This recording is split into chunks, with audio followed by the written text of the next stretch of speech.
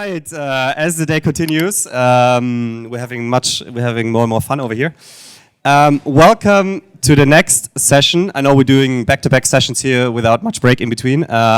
Once we're done with all the sessions, we'll have a lot of time to hang out, to have drinks, few drinks over here. We'll do one-to-ones and everything. But for now, I would like to introduce you to the lovely LOVRA on my side, and next to her, Pascale Volataire. Big applause to these two guys.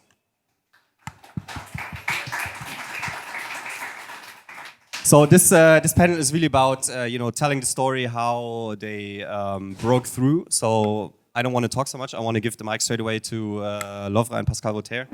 And I think you guys really take some time, take a few minutes to introduce yourself, where you're coming from, and what has happened for you to be sitting here today. Yeah, I'm LOVRA. I'm DJ and producer from Berlin. And I started back in the days with a music channel on YouTube. I found newcomers on SoundCloud, and actually I was a little A&R. And then it was growing and growing, and then at one point I decided to start my own project. And so I started to learn how to DJ and how to produce, and yeah. How did you sort of, so you said, okay, you decided I want to play music now. How did you land your first gigs back then? Actually, I had luck with my first track. I think we're also talking about this track. Yeah. And maybe we... Yeah, so I have it here. Of course, I prepared the panel. So you made a bootleg of Let's Get On It. And what happened there? Yeah, from Marvin Gaye, and actually it was just, it was my first track ever, and it was something totally different, and what I've done after that. But it was such a fun project, and I decided to put it on SoundCloud, of course, and then I found also my name, and so first you made the first track, and then afterwards the name came. Exactly, exactly, yeah. And nobody had an idea who's LOVRA. Is it a boy or a girl? I mean, could be both. There was not even a picture, nothing. And this track was running great with plays in the first weeks. Why do you think that this one went, let's say, it went viral? Why do you think this happened? That's a good question, though. It was a good algorithm. No. The track... at this time, bootlegs were very famous, to be honest. There was, we all remember all the great bootlegs from all the bigger names right now. And and I had no money for a singer, right? So I had no money for a singer. And the easiest way was to do a bootleg. And it was a good vibe. The track has a good summer vibe, and And I remember I was in New York, and then I got a call from a friend, and he said, "Oh my gosh, Laura, you have so many plays on SoundCloud. In 1 month, 1 million plays is crazy." And then I was going online, was checking it, and a few hours later it was down. Okay, so the label came and took it down. Exactly, and Universal took it down, and I was like, fuck. And then I got an email from Universal LA, and they said, "Hey Laura, that's not allowed." And I was like, shit, 1 billion invoice right now. Yeah. But no, they said it's a great remix, and we really love it, but it's not allowed, but we want to release it. And you have no rights, but it's your first track ever, and it was on Universal.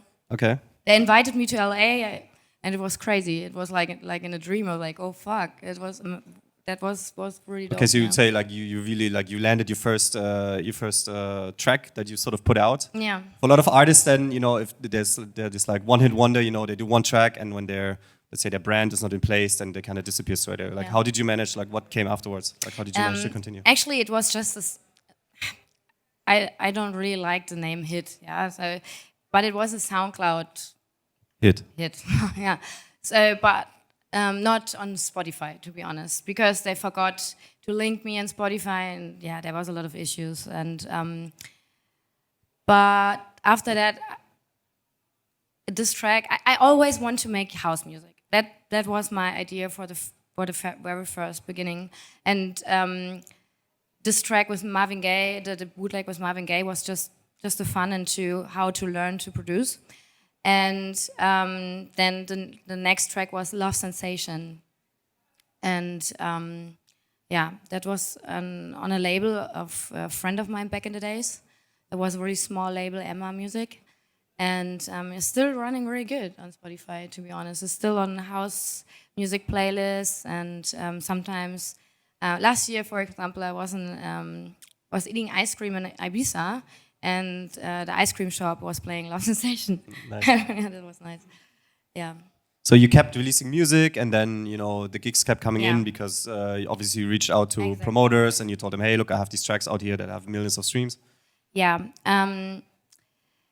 Yeah, I want to be honest. I had also a DJ as a boyfriend back in the days, and he helped me out. He helped me a lot with how to produce, how to DJ, and also to be aware of something. What should I post or what should I do to not, to be more unique and more, outstanding. So that's very good. So straight away you kind of like started to build your team and to have the people around Exactly. He helped me and he pushed me and he was like, okay, don't do that, do this, and this is better. And I was a totally newbie, right? So at the beginning, it's very important to have a good team behind you and people there, that you be surrounded by people that believing in you, and also to know what they're doing and to have experience. And I had luck that I had people around me with experience. And I know that a lot of newcomers, they don't have this luck. It's very hard to get bookings. But my first booking was actually a hip-hop club here in Berlin. Yeah. And I made it by myself because I had a good connection to the booking agent of this club, and he said, "Are you crazy? You want to play house music in a hip hop club?" And I was like, "Yeah, let's do it." Yeah, and it was really fun to do that and to have that experience to play in front of people. And I remember I had my first booking request on Facebook. Okay, so people actually then they reached out to you and they reached out step by step, but very slow. And it was Zimmer Mannheim, and that was really cool. That Zimmer Mannheim was asking me for a show, because we all know it's a very good club in Germany, and that also helped me with this name. Yeah. Yeah. Interesting. So you would really say like the beginning was the music that you made that helped you break through, it sort of put you on the map, and then from there, bookings started to come in, and you started to follow the career. But I did also a lot of mistakes. Yeah, even when I had people around me, it was a lot of tips, and but I made a lot of mistakes, and it was a long way, to be honest. Still a long way. Still a way to go. Yeah. Cool. Moving on to Pascal. Same for you. Like, how did you start out? What were your steps on the way to getting to a point now where you play, I don't know, how many shows a year? Hello, first of all. I don't know like how many shows I play a year. I think like in the average like 100 now. So I started my career a bit differently. So like on my 16th birthday, I went to the Tresor Club, even though it wasn't legal.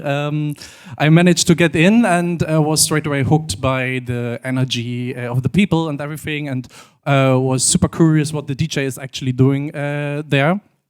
And straight away, I was like more into electronic music. I started to do the school radio back then, to curate playlists on YouTube for the home parties of my friends. And at some point a friend of mine came and was like, "Hey, come on, we have a school party. I know you're like into music. I have some experience with DJing. Let's do that together." So that was actually, I think in 2009, my first DJ gig on a small school party. And from there, it started to develop and evolve more and more. So the first bigger bookings came in, and at some point my friend, we worked as a DJ duo. He went after the school to another city to study, and I was like, okay, let me start with a new project. So I created the name or the project Pascale Volataire in 2013.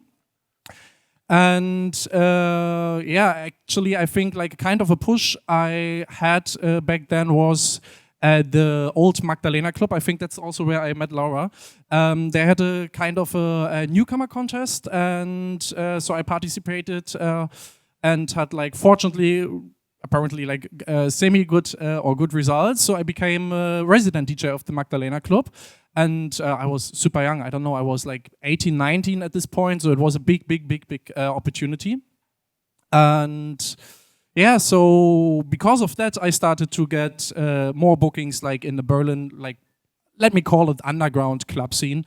And so from this point, it started like to grow slowly but steady. And now I'm able to talk to you guys and can give you maybe some advice. Of course. I also want to add something to that, to bookings. Also at the beginning, I took all my money to fly to parties and to connect with people, to connect with booking agents, with artists, and really all my money was going into flight tickets. Just going out there and being there and being there, making the connection. To have the connection. And now I have really good surrounding by people I know still from back in the days.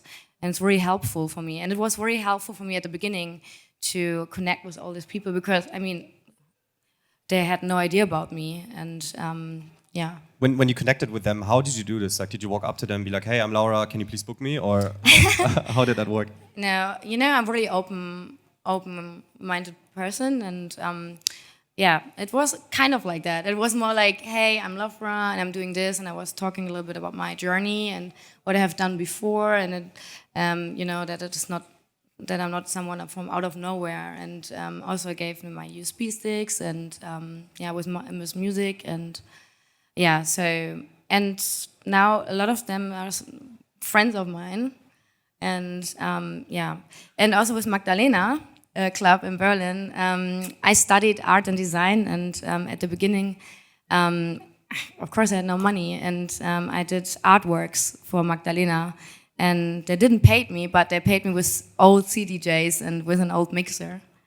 Okay, nice, interesting. Yeah. I mean, you have no money for this, super expensive to buy them, as you all know, and for me it was a big thing to get this, and Pascale, I want to get back to the networking because I feel like you do most of the bookings on your own. You don't work with the booking agency. So you have a huge network of promoters. How did you build up this network over time? Because I think that's also for your career a very elemental part.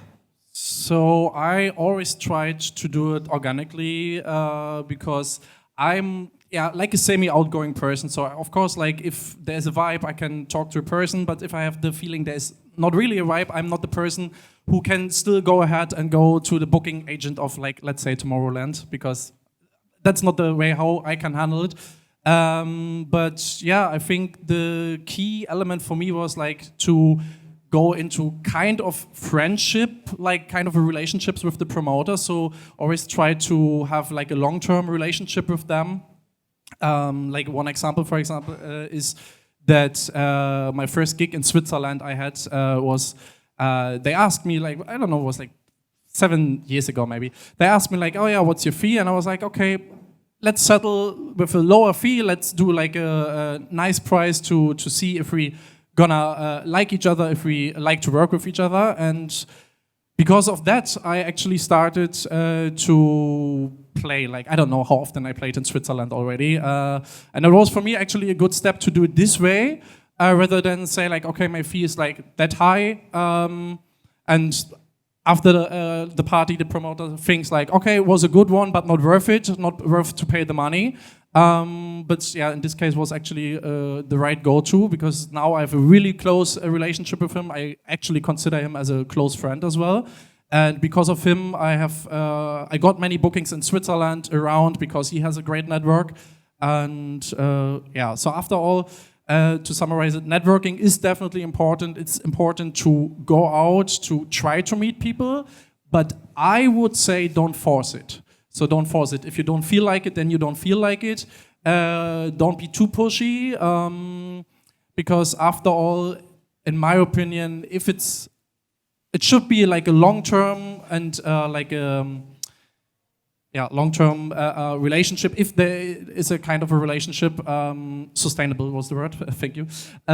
Sustainable working relationship, and if you push too much, the person in front of you will notice that most likely as well. So I would always go like what your gut tells you, and keep it like low key a bit. Question to both of you, considering all the things that a newcomer artist can do. Let's say we have an artist here, and we want to push this artist, to break through. What would you say nowadays are the top 3 things that the artist should start doing with their career, having in mind that they want to break through? Unfortunately, I have to say social media. I think all of us hear that quite often during the Berlin Dance Music event already. The second thing is you should be true to yourself. You should be passionate. Actually, be passionate. Don't do it because it's a hype. Don't do it because you think now it's the right time because everyone is doing that. Don't believe the hype, because it's much more than that. So it's actually really, really hard work. I know it's complaining on a really high level, but I think the key ingredient is also be true to yourself, be passionate about it, and really do it because you love it and not because someone else told you would look good on a stage or anything like that. What do you think, Laura? Also work on your mindset. It's also very important, because social media is doing this thing sometimes. And I'm still believing that it's very important to have people around you that want to work with you and believing in you, that you're not alone. So that's also an important thing. So, and there are always ups and downs, sometimes way more downs than ups. But so that's why I would say also mindset, it's a very, very important thing, yeah. So just to summarize it, we had, of course, building a network is important. You have to be the type of person for it, but still, you should focus on it. Social media, true to yourself, and of course having the right mindset of not getting distracted and really staying on top of it. Cool. Let's see, are there any questions for those 2 lovely artists here? You have one, okay. Hello. Yeah. You said when you spend a lot of money traveling to places and clubs and connecting with people and all that. How do you know who is the promoter? And especially if you go somewhere that you don't know anyone and don't have a friend or anything. Sometimes I had no idea who is who. Yeah. And when I was in the parties or for example ADE or something like that, I figured it out. To be honest, it's it was always a thing of mine, when I was searching for newcomers on SoundCloud for my music channel, it was the same. I had no idea how to do it. So, but I also had people, DJs around me that knew people, and they told me where to go and something like that. So you can figure it out. Also, people around you always can ask. Yeah, but you came with your music, or you came as a DJ, going hey, I'm a DJ, I would love to. Yeah, it was not in your face. Yeah. It was a little bit more quiet, but I always had my USB stick with me. Yeah. Thank you. If the mic is already here, a quick question. You were talking about elements that are important for a breakthrough. Would you say today getting signed by a major, let's say, underground label is a big stepping stone in terms of getting visibility, or in this time of age you can even self-release and it doesn't really matter, or does it still matter in your opinion? For me it's super important, because we all know Beatport charts are very important, and to be on strong labels with strong tracks is very important. I would say one of the most important things, yeah. I would to add, actually, I agree partially, but I mean, it's definitely like something which helps you to get the visibility, especially if it's a big label. But don't be afraid also to approach smaller labels at the beginning. So because they still can give you the visibility, they still have a network, and sometimes you're gonna reach people because of that. So like even the people of major labels, of the bigger labels or bigger DJs who like majority of the time have their own label. So because like if a smaller label sends out their promos before the release day, they usually try at least to send it to the big DJs as well, and that can help you as well. All right. Any more questions? Good. Then big applause to LOVRA Pascale Volataire.